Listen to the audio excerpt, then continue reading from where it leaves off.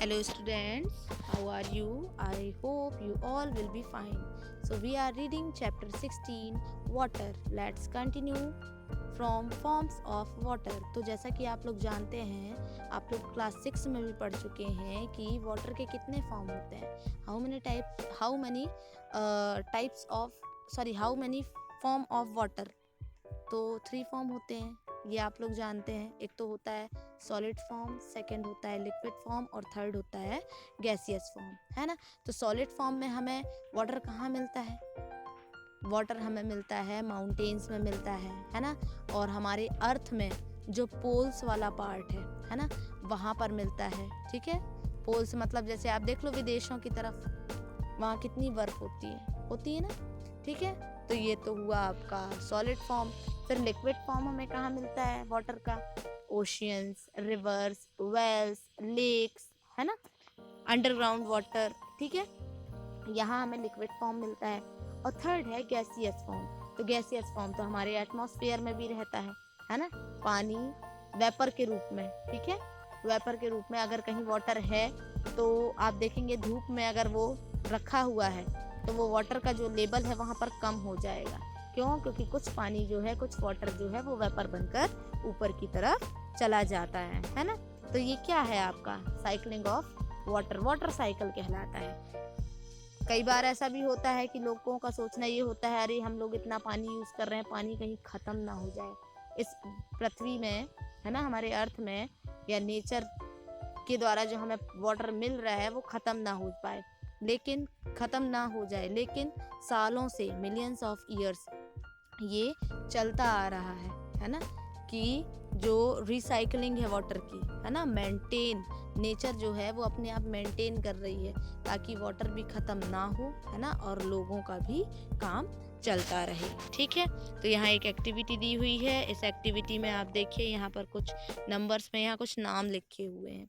ठीक है, तो ये जो नाम है वो जम्बल्ड है ना, इनको आपको अनजम्बल करना है. ठीक है, तो ये आप करेंगे. फिर नेक्स्ट है आपका, अब ये देखा होगा आपने कि जो लोग हैं, है ना, सिटी में तो पानी वाटर पाइप्स के द्वारा मिल जाता है लोगों को, है ना. म्युनिसिपल कॉरपोरेशन के द्वारा जगह जगह पाइप्स बिछवा दी जाती हैं और लोगों को घर घर पानी मिल जाता है. लेकिन गांव में क्या और सिटी में जो पानी मिलता है, सबसे पहले रिवर कहीं होती है तो रिवर से पानी एक टैंक में ले लिया जाता है और उस टैंक के माध्यम से पूरे शहर में, है ना, पूरे टाउन में या पूरी सिटी में वाटर सप्लाई किया जाता है. लेकिन विलेजेस का क्या?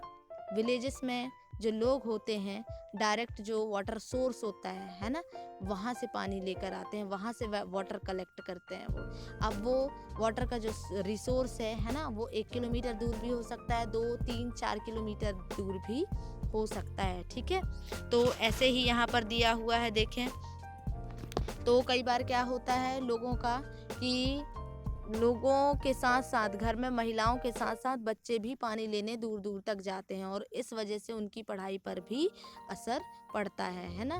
पढ़ाई उनकी डिस्टर्ब होती है क्योंकि उनका पूरा टाइम जो है वो पानी लाने ले जाने में चला जाता है.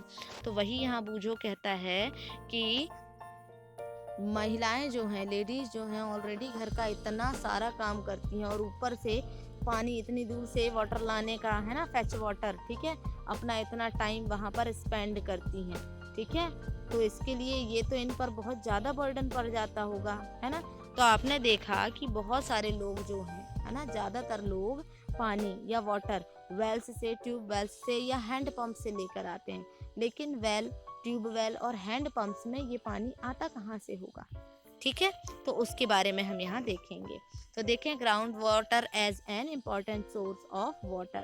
तो जैसा कि आपने देखा कि पानी ट्यूबवेल्स, वेल्स वगैरह में पानी कहाँ से आता है, तो चलिए जानते हैं कहाँ से आता है. जहाँ वाटर का रिसोर्स है उसके पास आप एक गड्ढा कर देखिए, है ना. We dig a hole in the ground near a water body, we may find that the soil is moist. तो वहाँ पर आप देखेंगे कि जो वहाँ की मिट्टी है वो क्या होती है, नमी, मॉइस्ट मतलब नमी वाली होती है. ठीक है, तो ये जो सॉइल में मॉइस्चर होना इंडिकेट करता है कि वहाँ पर अंडरग्राउंड वाटर है. ठीक है, अगर हम और गहरा खोदते जाएंगे तो हम जो है उस वाटर के लेवल तक पहुंच जाएंगे। ठीक है, तो यहाँ पर देखेंगे आप सॉइल वाटर जो है, जब ज़्यादा नीचे खुदाई होती है तो जो वाटर होता है वो पत्थरों के बीच में, है ना, या मिट्टियों के बीच में होता है। ठीक है, तो यहाँ पर भी अपर लेवल लेयर होता है, लोअर लेयर होता है ना। The upper layer of this layer is called the water table.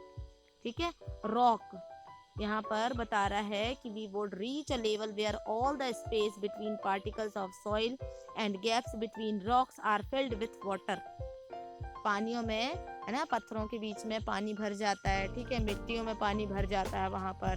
तो जो अपर लेवल होता है, इस लेयर का अपर लेवल, उसको हम वाटर टेबल कहते हैं। ठीक है, वाटर टेबल जो है कई फॉर्म में होती है और हर अगर अलग अलग जगह पर वाटर टेबल अलग अलग फॉर्म में होती है। ठीक है, और एंड इट में even change at a given place.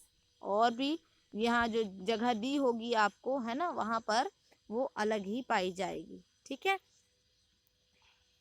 तो जो वाटर टेबल है ना, वो आपको ग्राउंड के अंदर कई मीटर दूर पर भी मिल सकती है। हर जगह अलग अलग होता है। जैसे आप देखेंगे कि कहीं बोरिंग अगर कराई जाती है तो कुछ जगह बहुत कम फिट में पानी निकल आता है और कुछ जगह बहुत खुदाई करने पर पानी निकल कर आता है ना।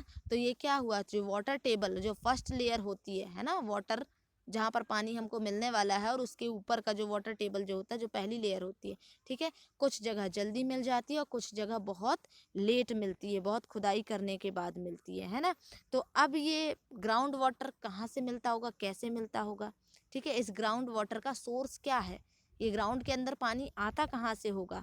तो आपने देखा है रेन वाटर, है ना, जाने कितने सालों से बारिश होती आ रही है। ठीक है, rain water and water from other sources such as river and pond seeps through the soil. अच्छा, नदियाँ कहाँ से, नदियों में इतना पानी कहाँ से आ रहा है, कहाँ से आ रहा है? ये सब ग्राउंड से ही आ रहा है। इतने समय से जो इतनी बारिश हो रही है, तो वो बारिश होकर जो पानी है ना, वो सीपेज होकर कहाँ, अंदर अर्थ के चला जाता है।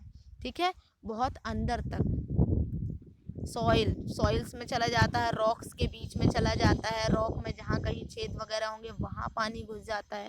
ठीक है, क्रैक्स जितने होते हैं, नीचे से नीचे, अंदर से अंदर, जितना गहराई पर हो सके, जहाँ जहाँ क्रैक्स होते हैं वहाँ तक जाकर पानी जो है वो भर जाता है ना। और ये जो सीपिंग की प्रोसेस होती है ना, सीपिंग ऑफ वाटर, मतलब जो पानी अंदर रिस कर चला जाता है। ठीक है, सीपिंग ऑफ वाटर, इसको क्या कहा जाता है? ग्राउंड के अंदर सीपिंग ऑफ वाटर, ये कहलाता है आपका इनफिल्ट्रेशन, है ना, मतलब साफ पानी अंदर जाता है। ठीक है, आपने देखा होगा बोरिंग से कितना क्लीन पानी निकलता है, तो वो सब मिट्टी, रेत और ये पत्थरों को सबको पार करते हुए अंदर की तरफ जाता है ना। ठीक है, अब जैसे इतने सारे लोग बोरिंग का पानी यूज करते हैं, तो वो खत्म भी तो होना चाहिए, लेकिन बारिश होती है तो फिर वो पानी उतना ही अंदर नीचे चला जाता है ना। तो वो जो अंदर का लेवल है वो बराबर से बना रहता है। ठीक है, तो at places the ground water is stored between layer of hard rock below the water table. देखिए क्या बता रहा है यहाँ पर कि कुछ प्लेसेस है ना, वाटर टेबल के नीचे हार्ड रॉक के अंदर अगर ग्राउंड वाटर स्टोर्ड है, ठीक है, तो वो एक्वेफर कहलाएगा, है ना, मतलब क्लीन वाटर कहलाएगा। पत्थरों में जानते हैं ना कितना क्लीन पानी रहता है। ठीक है, तो वो एक्वेफर कहलाता है ना। तो water in the aquifer can be usually pumped out with the help of tube wells.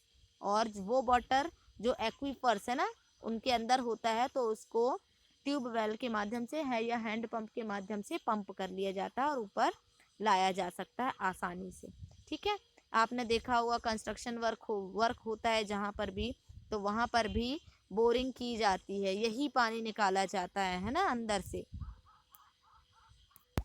तो वही है यहाँ पर कि वर्कर्स को कंस्ट्रक्शन के लिए पानी कहाँ से मिलता है ना, वाटर टेबल वहाँ पर कैसे मिल जाती है लोगों को? ज़्यादातर देखेंगे आप जहाँ कंस्ट्रक्शन होता है वहाँ बोरिंग हमेशा कर ली जाती है, ताकि कंस्ट्रक्शन के टाइम कोई दिक्कत ना हो, है ना। तो उनको कैसे पता चल जाता है कि यहाँ पर वाटर टेबल है, मतलब यहाँ अंदर नीचे पानी है? तो ये जो है वो लोगों के द्वारा इंक्वायर किया जाता है ना, लोग इंक्वायरी करते हैं कि यहाँ वाटर है या नहीं है। ठीक है, rest we will read tomorrow.